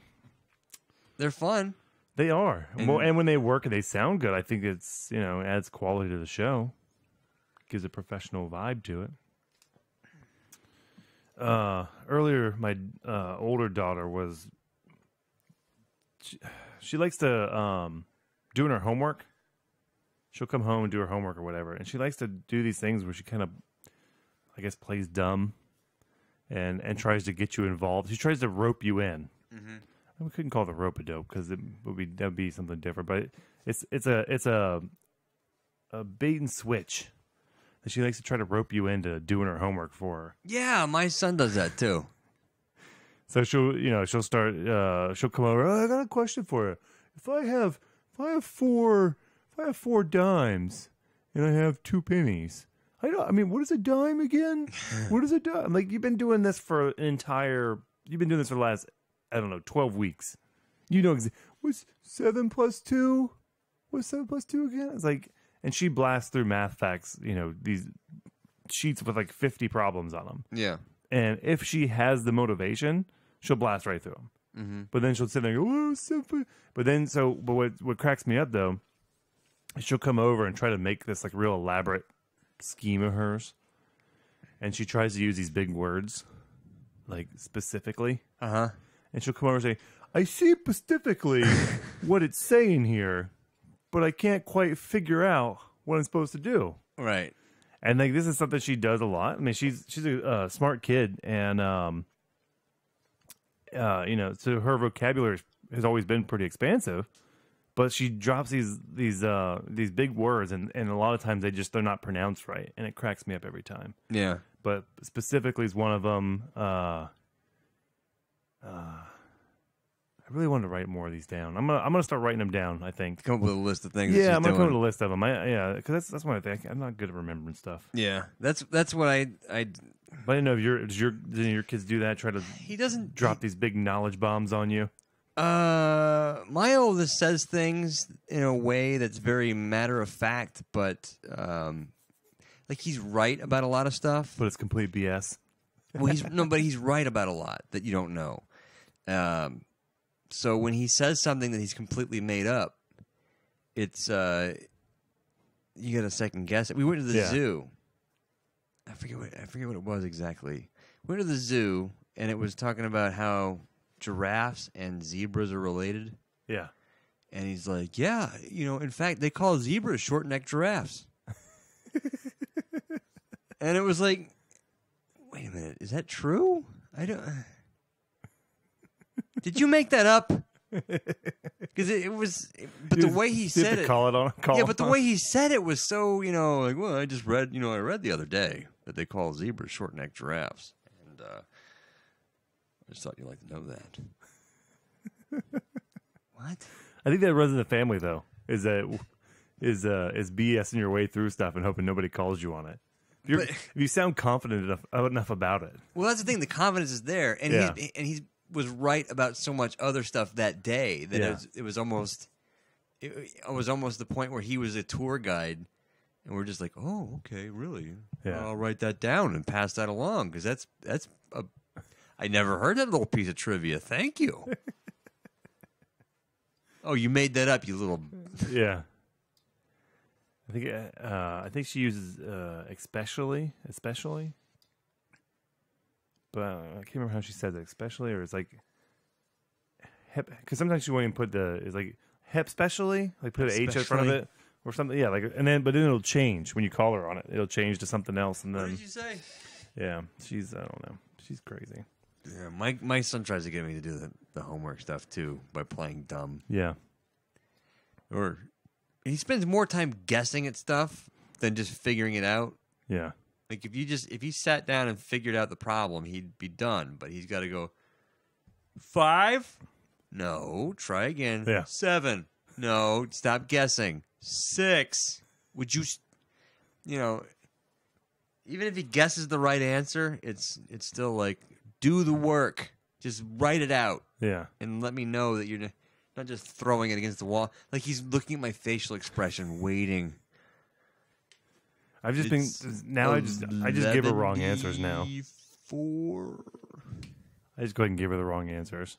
Yeah. She's like, "What's 7 plus 2? That's 15." And she'll be like, 15? Yeah, it's 15. Are you sure? I don't know. Is it?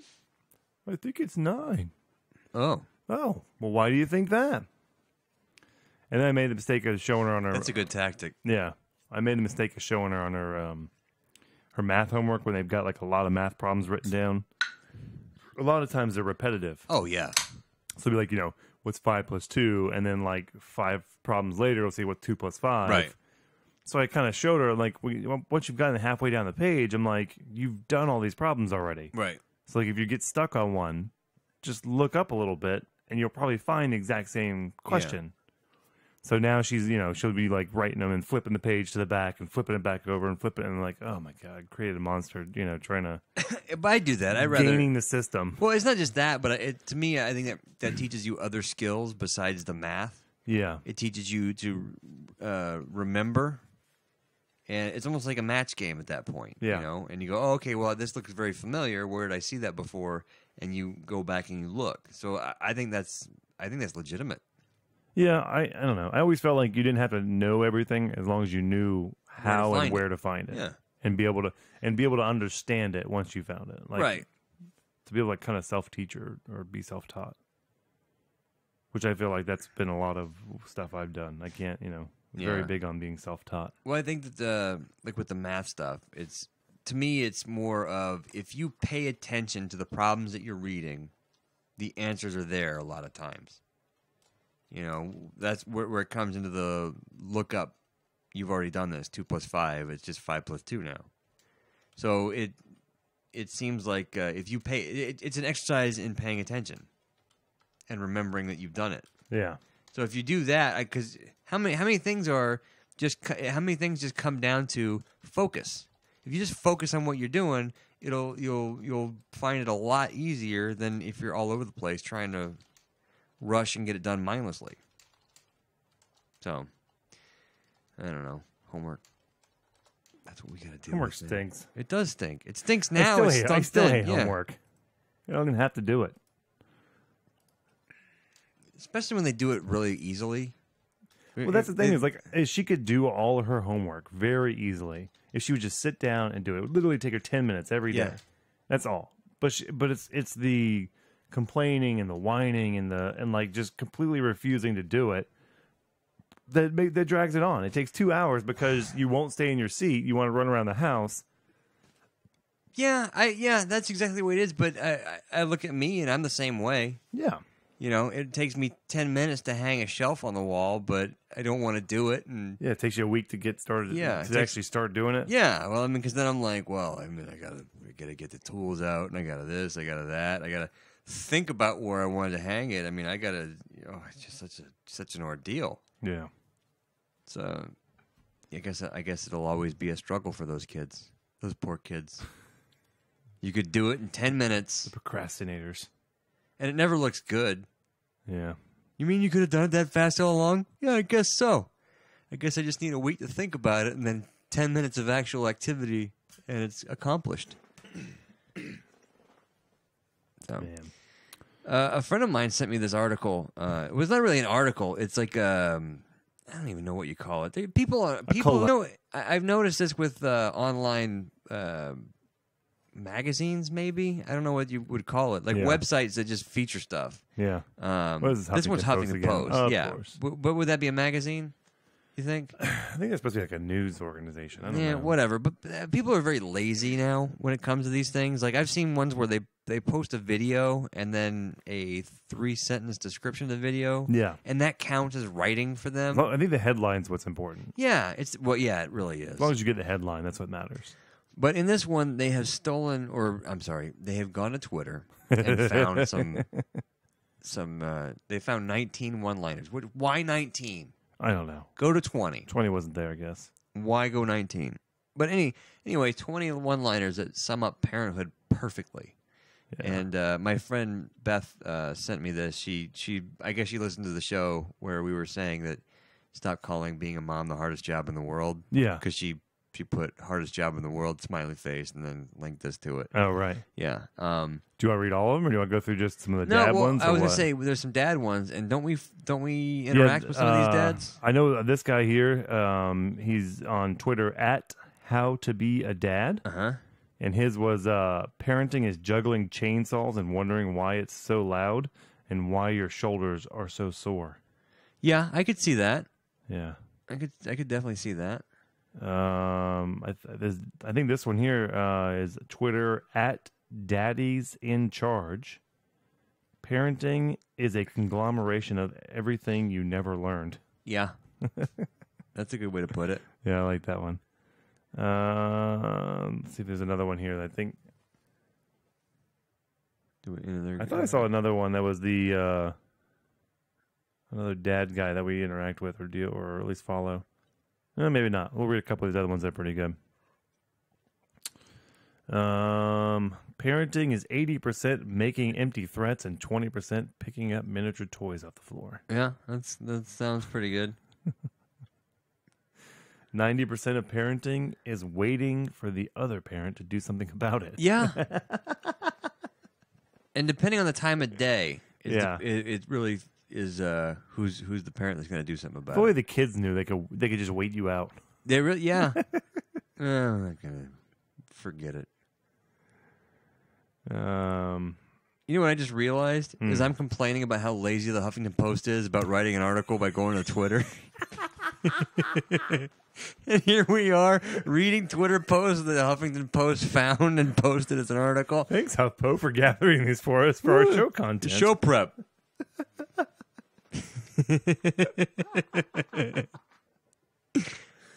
Oh, gosh. Boy, they're so lazy and stupid. Let's read every one of them. What do you guys expect? Fine, I won't read any more of them. We'll just read them silently to ourselves. Fine, Josh. What do you want to talk about? I don't know. I wanted to talk about this till I realized I was you're being a hypocrite. Worse than a hypocrite, I think. Is it? Yeah. What's worse than hypocrite? I don't know. Well, there's an update story on this. If you remember from, I don't know. Wow, we're so deep into this now. It would have been one of the more first week, probably. Yeah, second week of this. One of the stories we did on the free range parents in Maryland.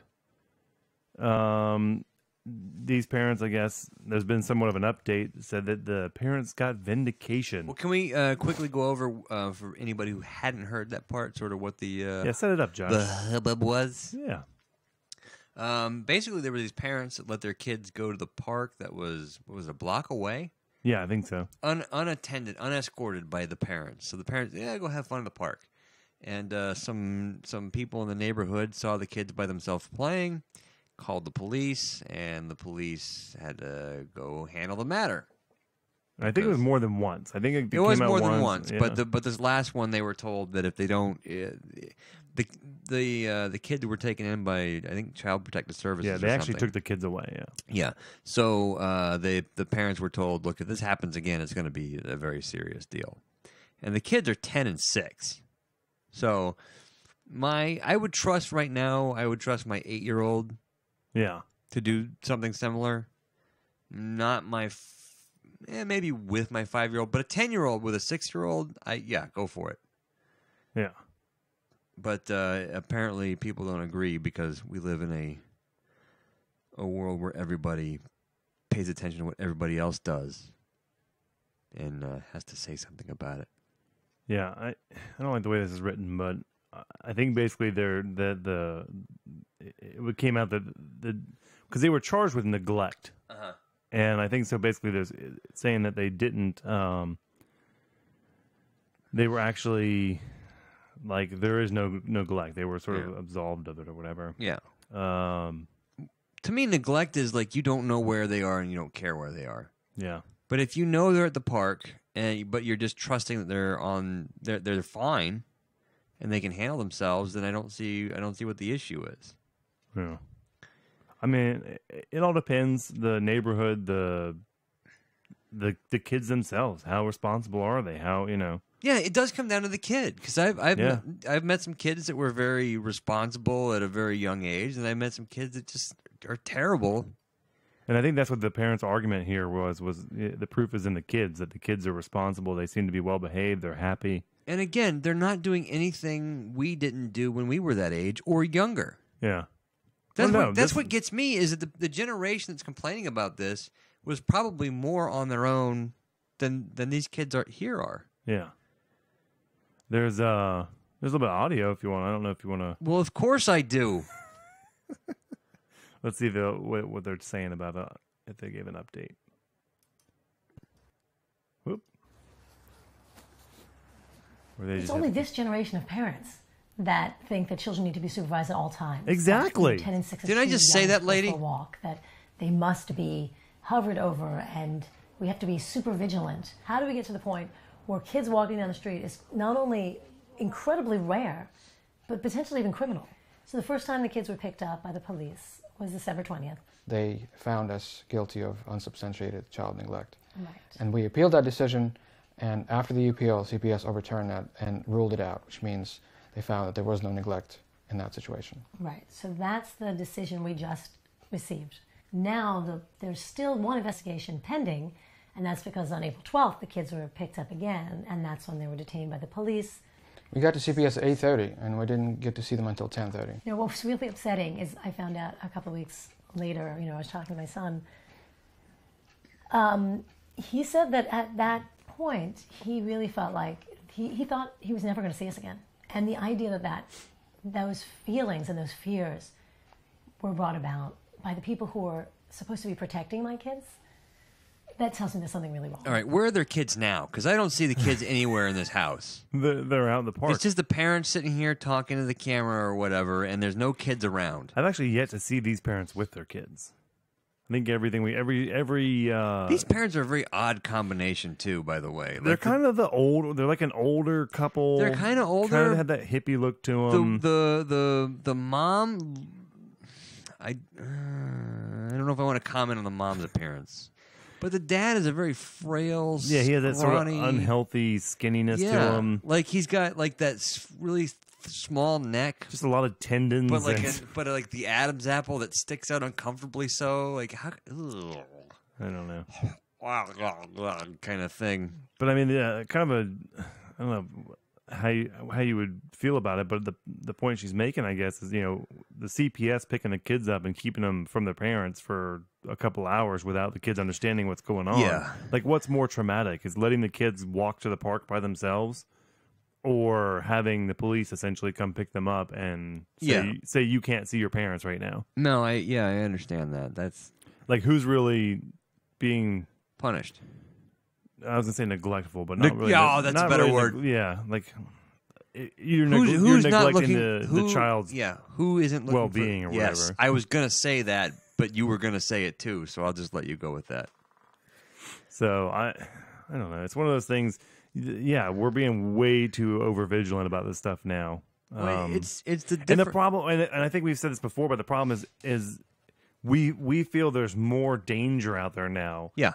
Than there ever has been, when in reality, I think what it is just we hear about stuff more because information travels faster with the news, Twitter, all this online activity. We're able to hear about more horrific stories happening more often. It used to be the news was what was going on in your neighborhood and then the world. Yeah. And now the news is whatever's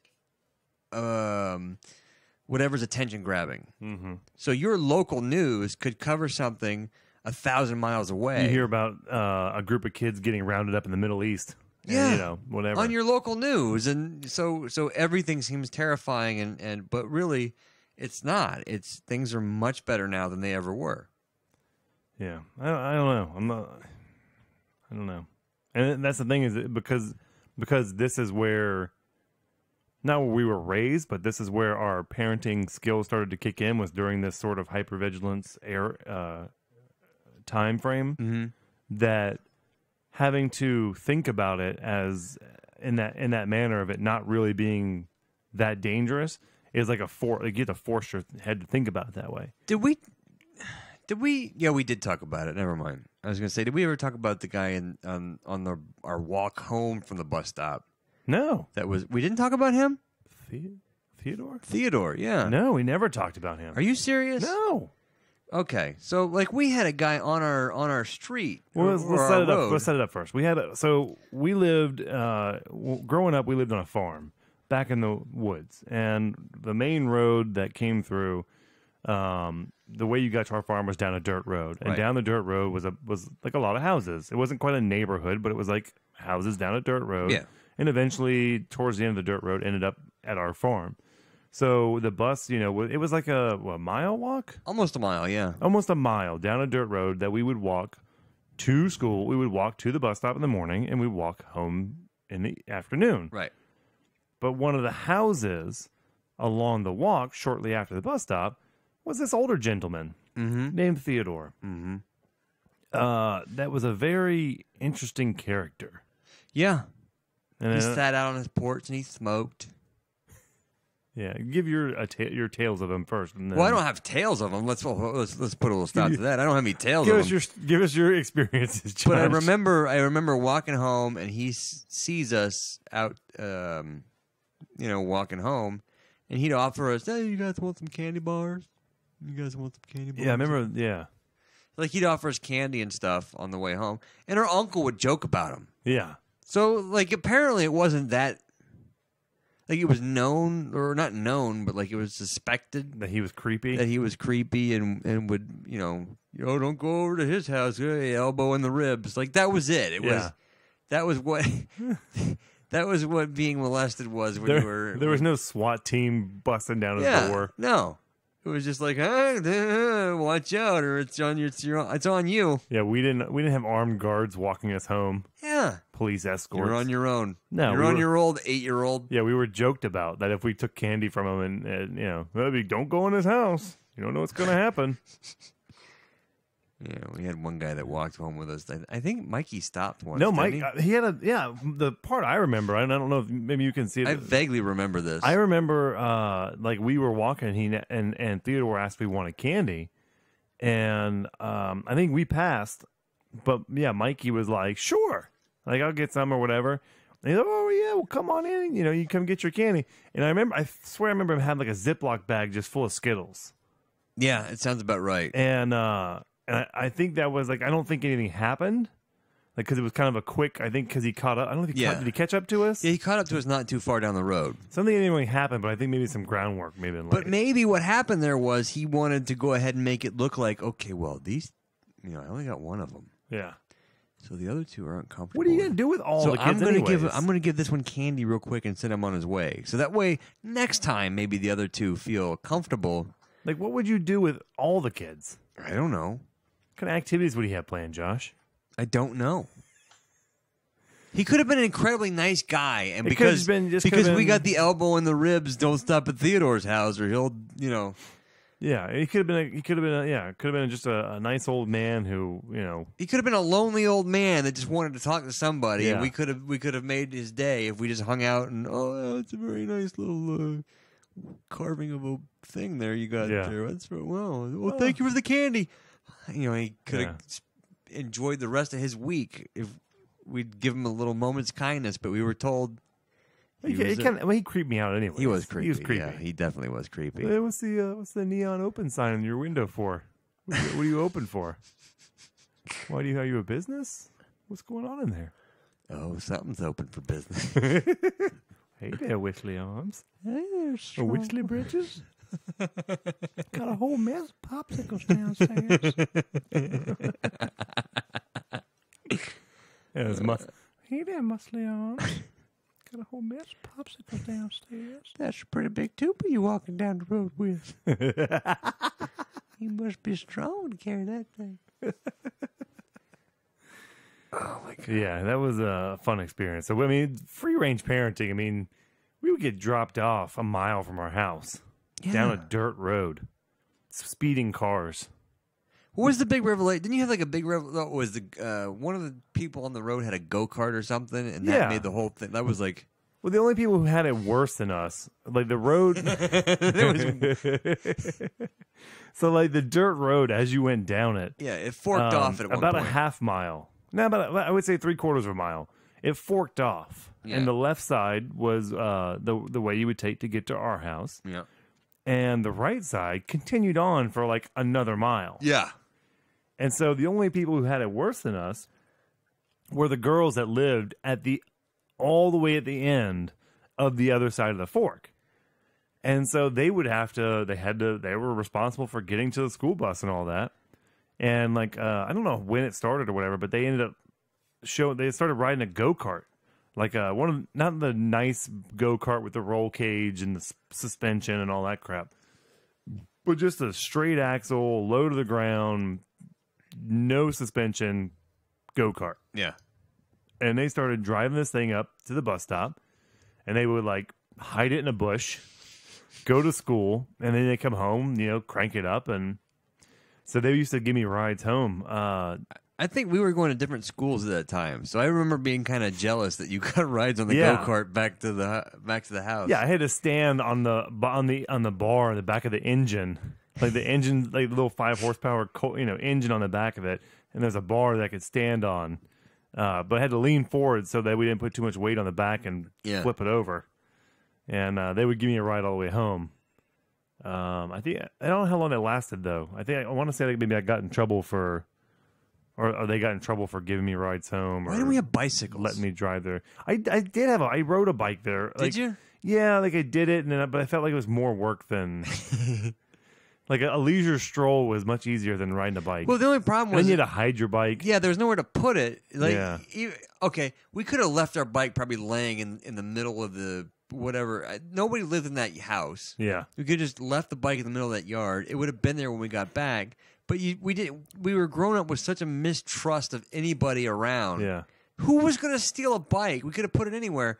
But at the stranger's house that we just stand in their front yard and climb the trees. Yeah, climb the trees, or when it's raining, we stand under the carport there. And I don't even know who owns the house. I don't think anybody did. I don't know. I think it was an empty house. Somebody owned it. Somebody owned it, yeah, but I think but nobody lived they didn't there. care. Yeah. I remember that would have made a great convenience store. It would have. We could have like drinks and snacks and stuff. Oh man, I remember going to the convenience store, the gas station. They had burritos on the 4-wheel. Burritos. I got those sunburst sandwiches. Yeah. Those sub. Oh yeah, the sub sandwiches. Yeah. Just a gas station sub sandwich wrapped in plastic. Turkey sub. Yeah, I remember that. That was good. That was free range parenting. We would jump on the 4-wheeler. Drive across the highway. We're going to go get some gas and go across like 4 people's property different properties, way back in the woods by some like I don't know sketchy trailers. Yeah.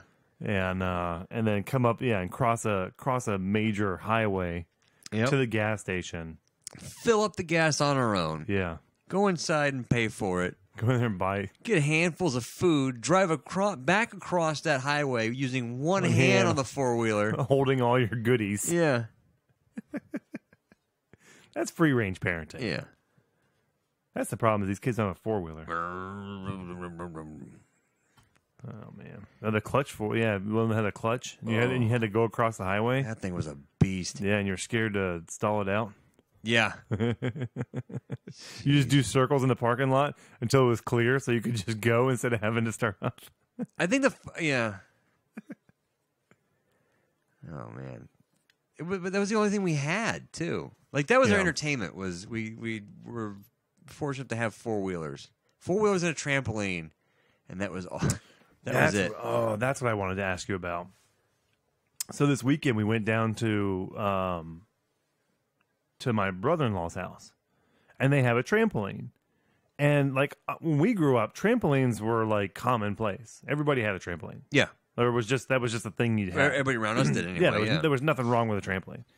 But now, as a parent, like my brother-in-law has a trampoline, and like watching my kids bounce on this thing is just terrifying. Yeah. I'm like, it's not big enough. There's the lack of padding and the walls. All of a sudden they came out with these walls, and like now all the trampolines need to have these walls. Mm-hmm.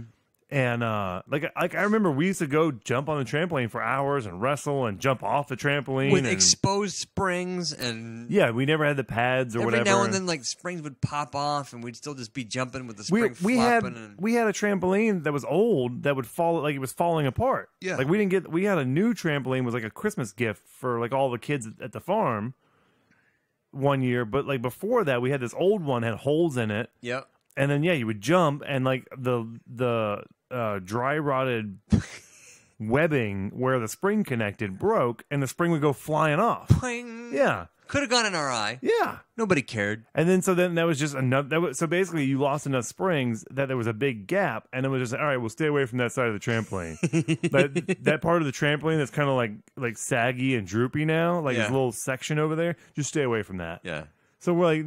And we're just and we never thought anything of it. Nobody was out there freaking out that we were going to get hurt. Yeah, and now it's there's padding all over the springs. There's that giant 7-foot netting around it so you don't fall out. The 7-foot net. Okay, I remember playing this game where anything goes in the air.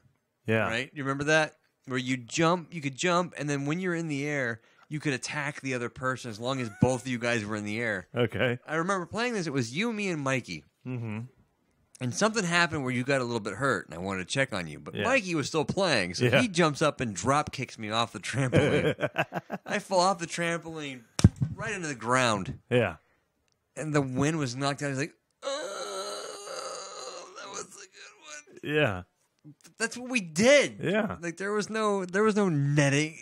No, we were jumping on a trampoline. It had no pads. Yeah, like I think holes in it, and we're trying to, and then you would get bored of just jumping on it, so you would try to find all the crap you could bring on the trampoline with you, and do stuff with it. Yeah, pogo sticks and skateboard decks and balls and just stuff bouncing around and all those were fails, by the way. The pogo ball. Yeah.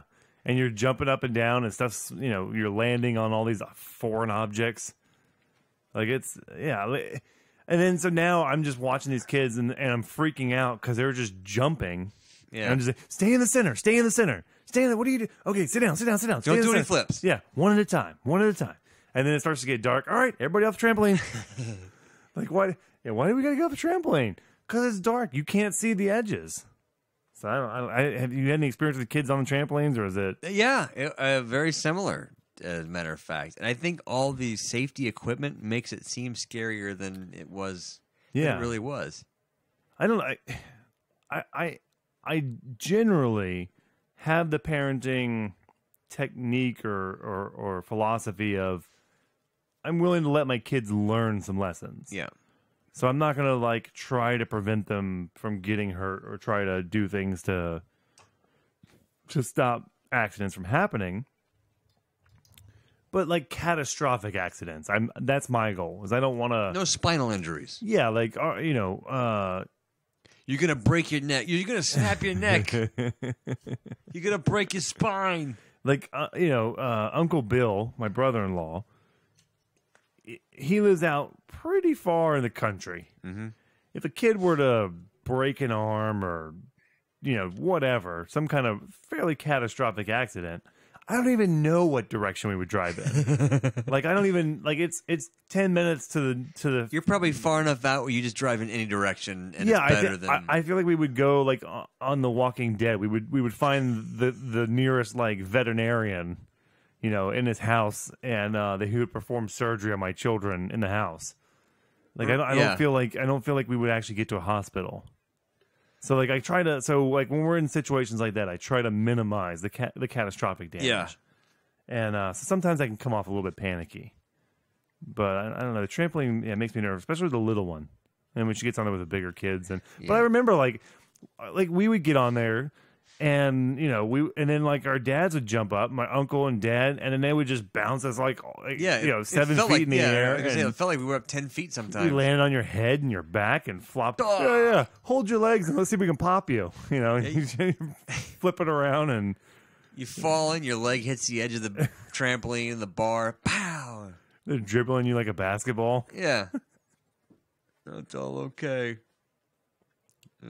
Kendo swords on the trampoline. Oh God. We really there. I've tried to count how many times I should have been seriously injured or killed from something we did. Yeah. I should have. I don't know. I'm thinking about a dozen times I can imagine I should be dead. Oh man, yeah. That trampoline scares me. I don't think we'll ever own one. I did like I want one though. I like them. I want one, but I don't want kids on it. I want one for me. I don't like them now. There's so much exercise. We went jumping that one time at the Sky Zone or whatever it is, where the indoor. Defy gravity. Yeah, like after 10 minutes, I'm exhausted. Yeah, huffing and puffing, wearing the skin off my feet.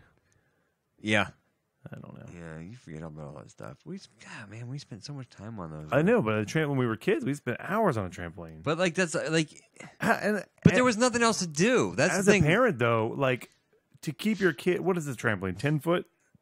No, that 9 foot a circle. I don't remember.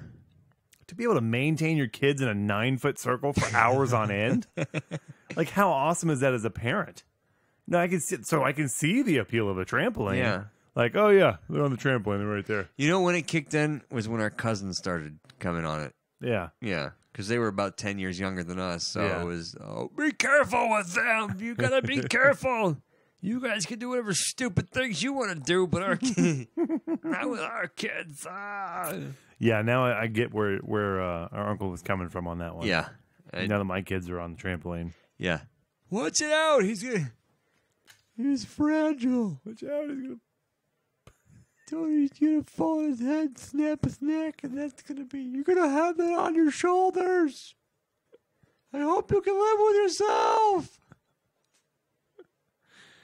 Oh my God, I don't know. That's what scares me. That's what scares me too. Is that you go in the opposite direction. You wind up with these like super timid kids, or like they're like chihuahuas that just like shake at everything in fear because the whole world is frightening. I don't know. I like I don't know if it'd be any better or not, but the trampolines, I've seen people where they actually like bury them in the ground so that the trampoline's at ground level. That seems more dangerous. In some ways. Because like now you can jump off way high and land on the hard ground. Is like. I mean, technically you could do that anyways. You could jump off onto the ground. But it was more scary to be 3 or 4 feet off the ground and go like, it's a fall. Whereas if ground level, yeah. I don't know, it would throw me off. Yeah, I don't know. But then again, at Defy Gravity, everything's fine, and it's the exact same way. We got foam pits to jump into, and oh well. All right, let's wrap this show up. All right, folks, I think we're good to go. Yeah, enough trampoline talk and whatever else we talked about tonight. Reminiscing about our childhoods.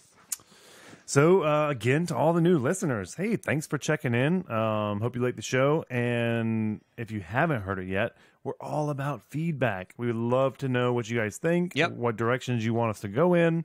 Going forward, this show is very fluid.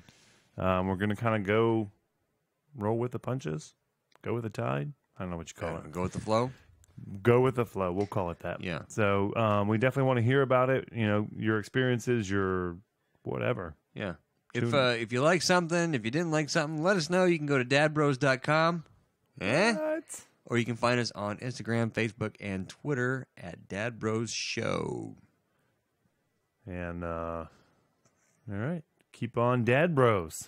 Hashtag it. What? Get out there. Huh? What?